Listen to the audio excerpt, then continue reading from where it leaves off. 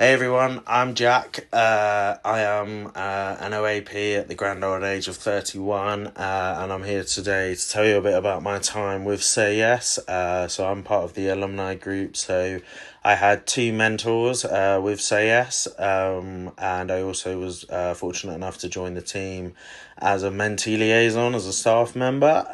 So I'll kick things off by telling you a little bit about my background. So I grew up in care for most of my childhood. I was taken into care at the age of 4 due to witnessing a lot of domestic violence and drug use between my parents. Even at that young age of 4, I was left with symptoms of PTSD, so that was quite hard to deal with. I went into foster care and then residential care and then a brief stint in secure as well. And also my residential care had like a semi-independence thing for when I got to 18, and I was able to stay until I was 18 and a half, which was brilliant and gave me that kind of extra little bit of support. When I left care, I did quite well in some areas. I was really ambitious. I was trying to work hard. I got into university. I made some friends. But unfortunately for me, I was undiagnosed bipolar. So I had a lot of manic highs and crushing, depressing lows, which really, really took their toll on me.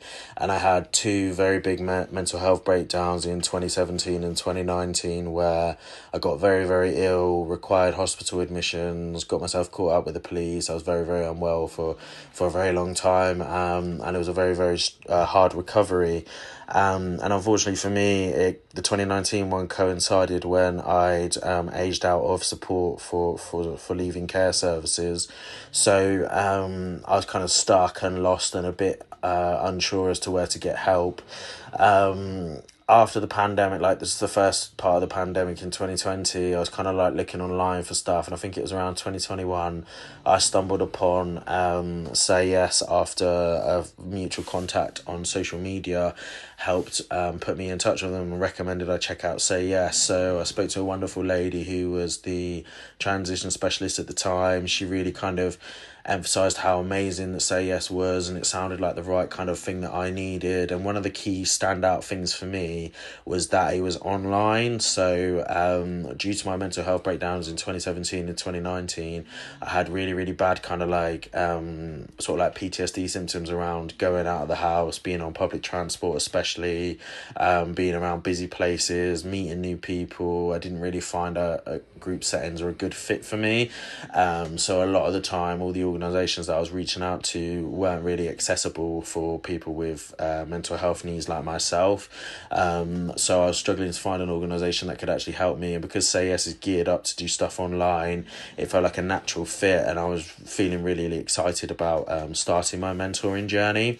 I started my mentoring journey and had a mentor who was based in London and worked in like a corporate setting, and I really, really enjoyed it because you got the chance to meet a few people before you chosen to be your mentor, which I liked because I don't think it's fair all the time to just sort of like hand someone a person and say, right, this is the fit for you. And I met the first mentor and I decided I liked him and didn't need to meet any others, and we'd crack on and get sorted. And one of the things I really liked about the mentoring was that it's a 9-month program. So I think for me, a lot of the other programs that I was looking at were like sort of like 6 to 8 weeks, sometimes 12 weeks if you were lucky.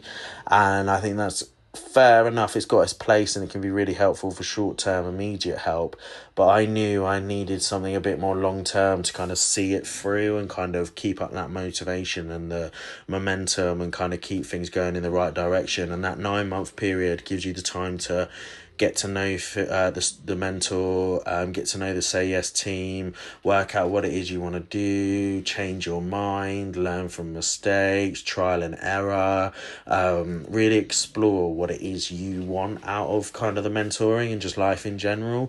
And it's really especially helpful for me because I started off the mentoring thinking, right, I'm going to go back to university and try and finish my degree. And then I realised sort of like a couple of months into the mentoring that the degree life wasn't for me, and I'm glad I had that 9 months to kind of really explore what it is I wanted to do, because otherwise I would have felt like like falling off a cliff edge as well, like it's 6 weeks or 8 weeks of a shorter course, a mentoring organization program. And then after I met my mentor, we started meeting weekly, which I think is really, really key as well, because it gives you the chance to really kind of get to know each other and also build up your kind of like commitment and self-discipline of like, no, I'm going to make this call every week. I'm going to make it part of my routine. I'm going to bring everything I want to say to the session. I'm going to give it 100% attention. I'm going to give it my all. And I was able to sort of like put him on my phone and walk around the house or the garden or stroke the dogs or kind of be flexible about what I was doing, so it didn't feel like a chore or an effort. It felt like something I really enjoyed doing. I also really liked the fact that it gave me accountability because it was every week, so I knew that, I think we met on a Friday, so I knew that every Friday I'd meet him, we'd chat about everything I wanted to talk about. Then I'd have the weekend to kind of chill, and then Monday morning I'd start implementing things that I wanted to do in my plan. And then the next Friday, by the end of the week, we'd meet again, and I'd be able to kind of like discuss what I'd been up to, what my kind of like goals were for the following week, what I'd achieved, what I'd like to work on, that kind of thing.